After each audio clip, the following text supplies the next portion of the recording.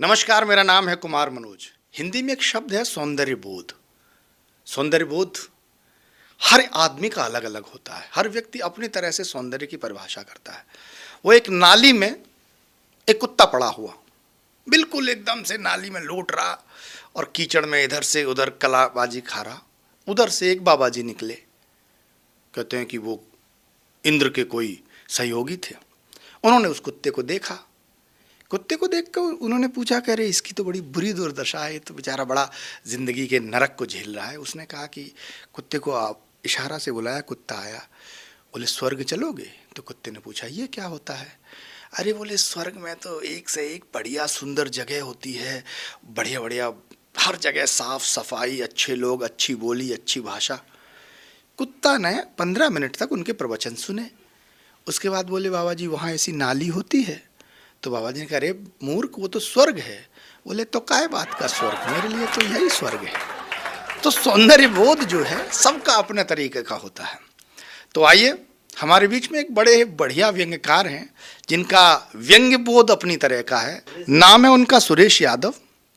बड़े अच्छे और बहुत महीन व्यंग्य कहने वाले कवि हैं। एक बार जोरदार तालियां बजाकर सुरेश यादव जी को निमंत्रित करिए। बहुत बहुत स्वागत। कल रात मैं काम से घर लौटा और देखते ही डर गया बीबी का मुखौटा। कल रात काम से मैं घर लौटा, देखते ही डर गया बीबी का मुखौटा, और गुस्से में साक्षात काली लग रही थी, उसकी हर बात मुझे गाली लग रही थी। बोली क्यों जी, हमसे झूठ बोलते हो, छुप छुप के लड़कियों से मिलते हो? सुना है परसों तुम किसी शांति के साथ पार्क में बैठे थे। सुना है परसों तुम किसी शांति के साथ पार्क में बैठे थे, और कल रात मेरे सोने के बाद किसी कविता को घर लेकर लौटे थे। देखो जी, कल से तुम बाहर नहीं जाओगे, कल से तुम बाहर नहीं जाओगे। बाहर का काम मैं देखूंगी, तुम घर में खाना पकाओगे। फिर देखती हूँ इस घर में कविता और शांति कैसे आती हैं। कल मुही मेरे पति से गुलछर्रे उड़ाती हैं। मैंने कहा अरे भाग्यवान, अकल से शैतान, कविता वो है जो इंसान के सोए हुए ज़मीर को जगाती है। कविता वो, यहाँ सब कवि बैठे हैं, कविता वो है जो इंसान के सोए हुए ज़मीर को जगाती है। और शांति तो अशांति को दूर भगाती है। दोनों ही मानव को मानवता सिखाती हैं। और तुम्हें ये सौतन नजर आती हैं? वो अपनी गलती स्वीकारते हुए बोली, सचमुच तुमने आज मेरे आंखों की पट्टी खोली। लो मैं तुम्हें आज से आज़ाद कर देती हूँ, पर एक संदेश देती हूँ कि कहना अपनी कविता से कि भारत माँ के हर भटके हुए बेटे को लौटा दे। जो आजकल यहाँ वहाँ हो रहा है, दंगे फसाद क्या क्या हो रहा है, आप सब देख रहे हैं। उस पर है कि कहना अपनी कविता से कि भारत माँ के हर भटके हुए बेटे को लौटा दे, उन्हें भी मानवता का ज्ञान सिखा दे। जो ज़मीर को बेचकर जी रहे हैं, अपनी ही माँ का लहू पी रहे हैं, भाई भाई के सीने में खंजर भोंक रहा है, बहन बेटियों की इज्जत रौंद रहा है, उन्हें भी मानवता का ज्ञान सिखा दे। और कहना अपनी शांति से कि इस देश के हर घर में, हर गांव, हर शहर में, कोने कोने में छा जाए, फिर कहीं अशांति का नाम ना आए। मेरे मित्र ने पूछा कि यार कविता कहाँ से आती है तुम्हारे पास? बस यहीं से एक कविता निकलती है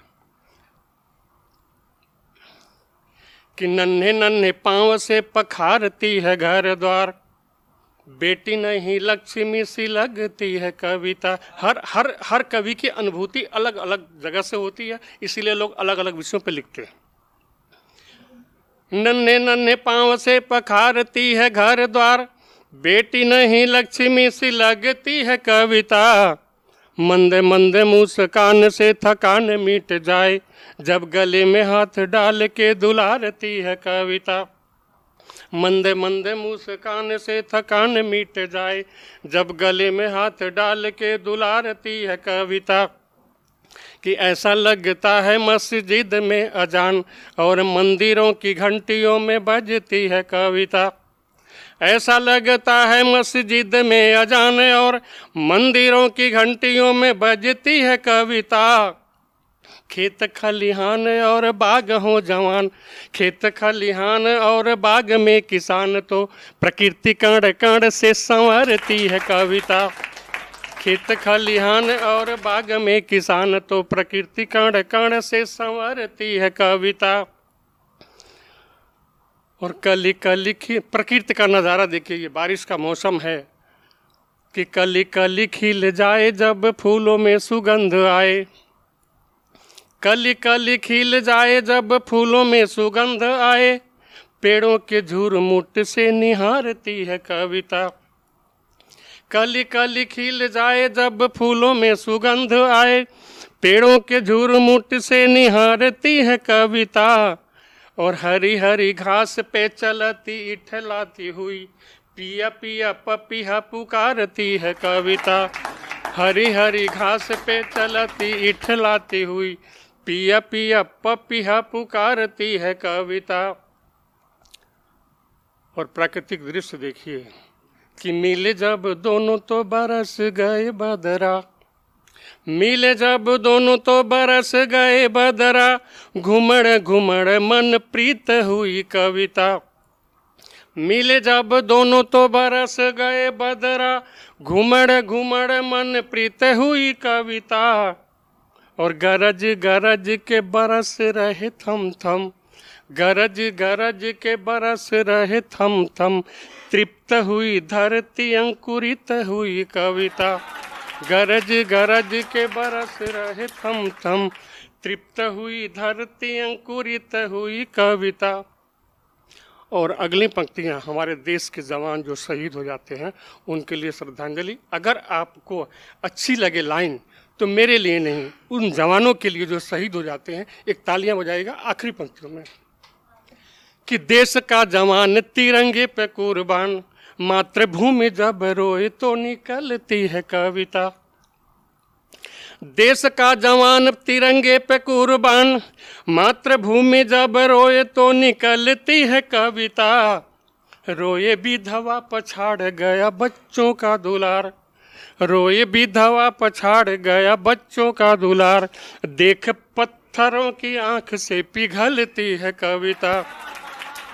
रोए विधवा पछाड़ गया बच्चों का दुलार, देख पत्थरों की आंख से पिघलती है कविता। और आखिरी पंक्ति कि मीरा जी की वीणा जब पुकारे श्याम श्याम, तो मीरा जी की वीणा जब पुकारे श्याम श्याम, तो पाँव की पैजनिया में बजती है कविता।